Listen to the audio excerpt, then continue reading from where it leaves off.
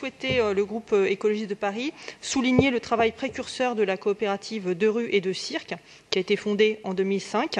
Cette coopérative crée et diffuse des spectacles variés et interdisciplinaires dans l'espace public, donc avec les scolaires, les habitantes et les habitants de toute situation sociale, qui sont invités à imaginer avec les compagnies des interventions dans le domaine des arts de la rue, entraînant des conséquences positives pour la vie de quartier.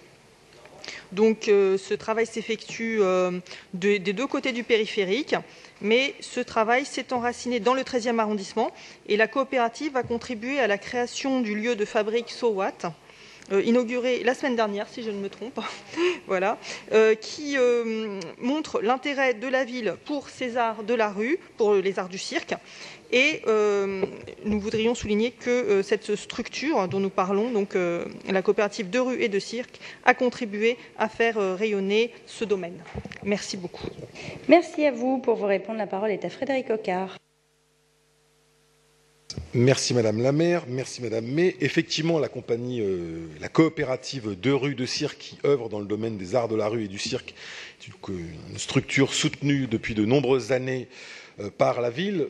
Plusieurs éléments. D'abord, effectivement, c'est une coopérative et il faut le souligner. Ce n'est pas fréquent que les structures qui sont les structures d'intervention dans le champ culturel et de la création prennent la forme de coopérative. Il y en a quelques-unes qui existent. Celle-ci est assez exemplaire de ce point de vue-là.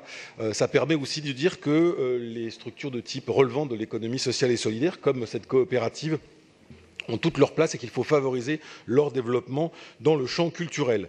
La deuxième chose, vous l'avez dit, mais je me permets aussi de le souligner, alors c'est une pré-inauguration que nous avons fait la semaine dernière, puisque le bâtiment n'est pas complètement fini, il y a encore 2-3 petites choses à finir sur le bâtiment de la rue Watt. Ça nous permet pour la première fois de créer un lieu qui soit un lieu de fabrication et de création des arts de la rue à Paris. C'était demandé depuis des années par l'ensemble des acteurs dans ce domaine-là. Nous l'avons enfin, ça a enfin trouvé son aboutissement dans le 13e arrondissement où j'étais avec Jérôme Coumet pour cette pré-inauguration.